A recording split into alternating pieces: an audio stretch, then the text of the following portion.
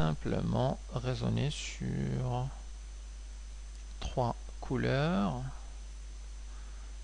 pour vous expliquer la complexité de la tâche. Alors par exemple, si je considère simplement 3 raies, une jaune, une rouge et une verte. Alors la figure de la jaune va nous donner une figure d'interférence dans ce style-là,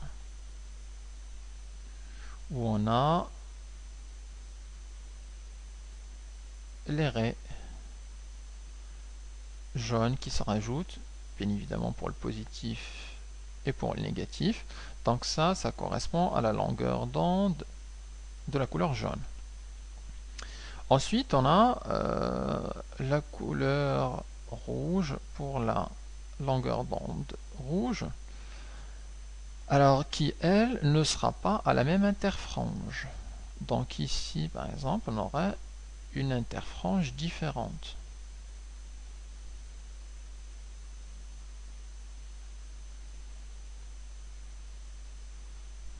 Pourquoi l'interfrange est différente?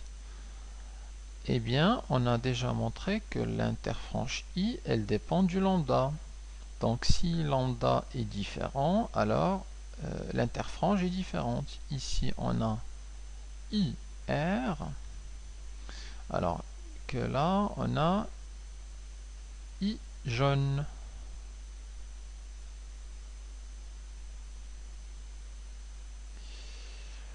I jaune ici.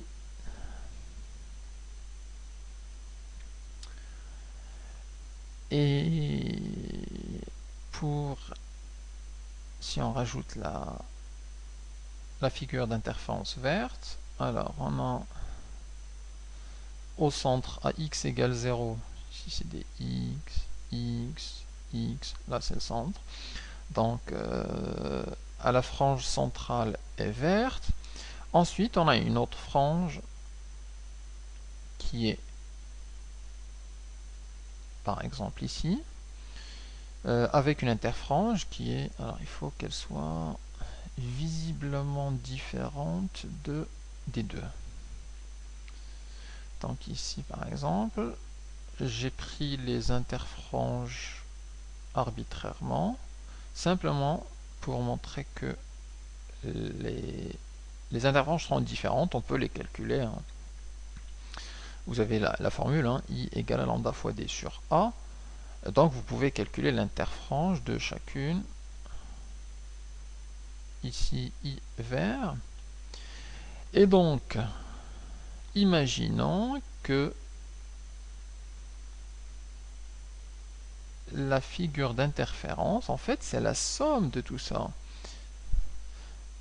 La figure d'interférence ici, en fait, c'est la somme de ces trois-là, plus une infinité d'autres.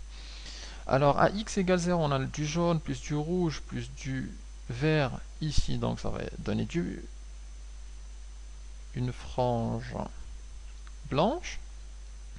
Et en fait, il faut les rajouter. Par exemple, juste après, là, on a du noir, là, du noir, là, du noir. Et donc là, on aurait du noir. Ensuite, la première, ça va être le rouge. Donc, il faut positionner le rouge là, c'est tout seul. Ensuite, on a du jaune. Ensuite, on a du vert tout près. Ici. Donc, déjà là, on imagine qu'on aura une couleur qui est proche de la somme du rouge et du jaune. Ensuite, là, on aurait du jaune avec du jaune avec du rouge, etc., etc. Donc vous voyez que le spectre final, ou la figure d'interférence finale, aurait en fait la somme de toutes les autres couleurs. Ce qui explique que là, on a des nuances qui sont différentes les uns des autres, dépendant de la situation, et qui sont assez quasiment impossible à retrouver à la main, puisqu'on n'a pas la somme de 3 ou 4 ou 10 ou 50 figures d'interférence, mais c'est la somme d'une infinité. Alors on va dire simplement pour le reste. Ensuite, les irisations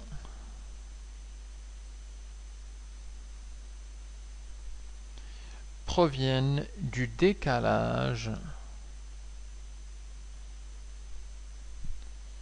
entre les différents ondes.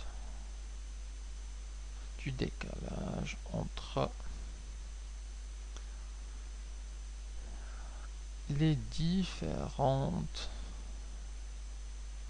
ondes. Puisque ce qui complique en fait le dessin, c'est que les interfranges sont différentes. Donc le décalage n'est pas uniforme et assez compliqué à faire. Alors, voilà donc pour l'explication de ce qui se passe lorsqu'on a une onde de couleur blanche. Il reste simplement à souligner que ce phénomène d'interférence se manifeste dans d'autres expériences, et en particulier, remarque, on retrouve ce phénomène d'interférence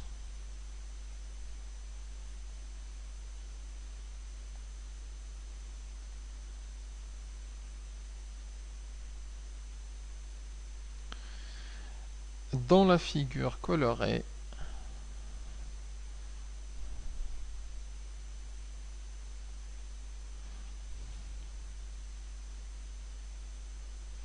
par exemple d'une bulle de savon à la lumière du jour, colorée d'une bulle de savon à la lumière du jour.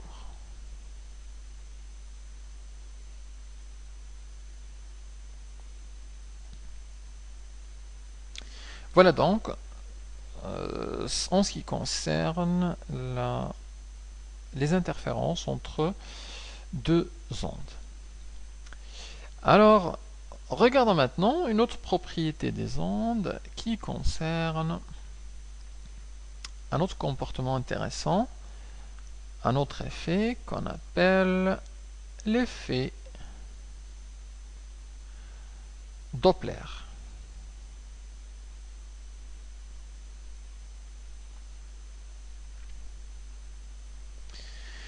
Alors, c'est quoi l'effet Doppler?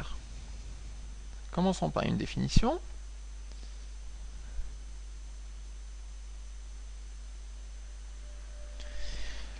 L'effet Doppler est la modification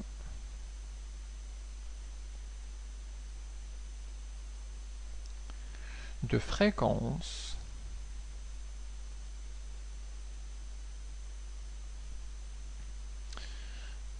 d'une onde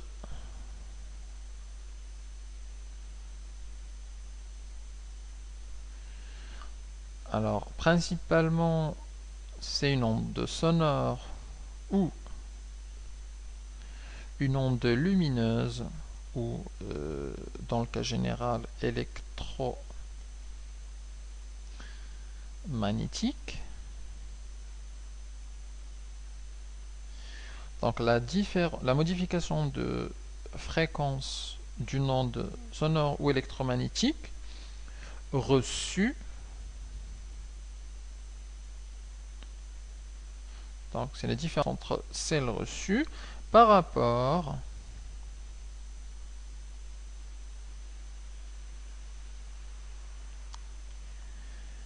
à la fréquence émise.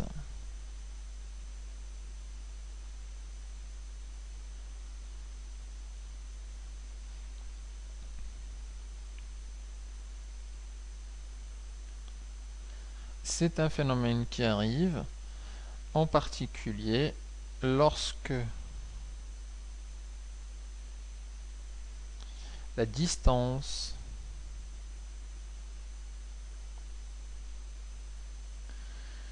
entre l'émetteur et le récepteur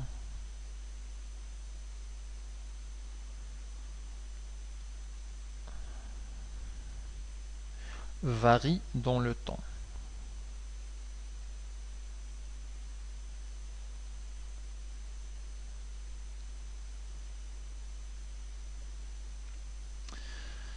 Donc la cause, c'est que la distance émetteur-récepteur varie dans le temps. Et dans ce cas-là, on a une modification entre la fréquence d'une onde sonore ou électromagnétique, entre la fréquence reçue par rapport à la fréquence émise au départ. Alors un exemple classique est l'exemple d'un radar de vitesse.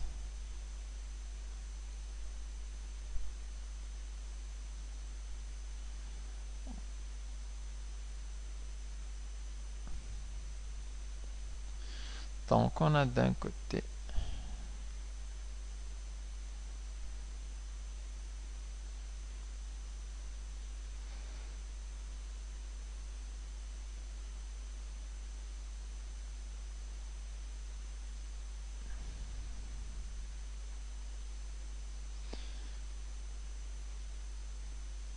on a un radar avec un émetteur et un récepteur.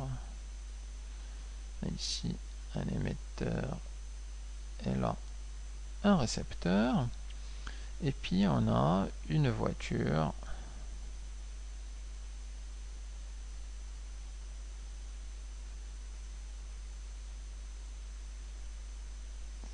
qui arrive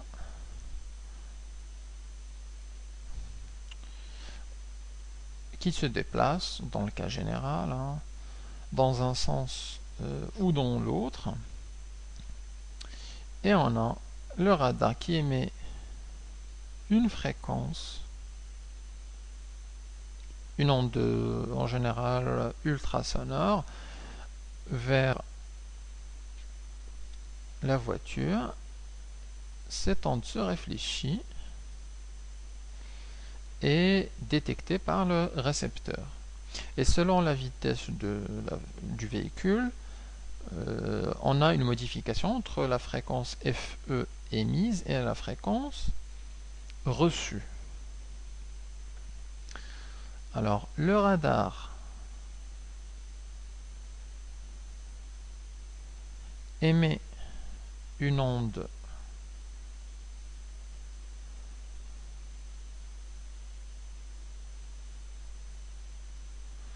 ultrasonore à une fréquence FE qui est réfléchie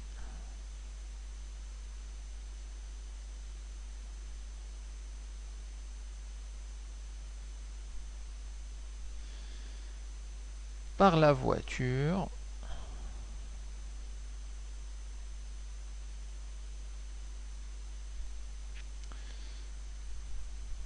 Le récepteur détecte alors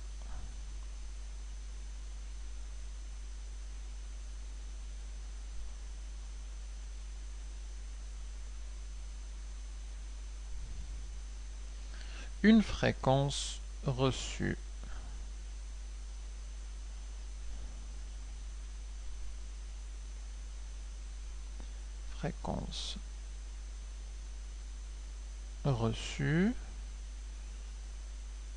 FR qui est différente de la fréquence émise.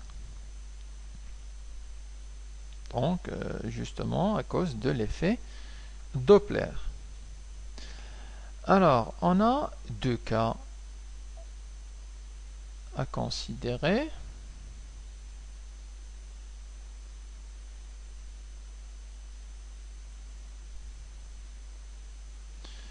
Et une formule pour chaque cas.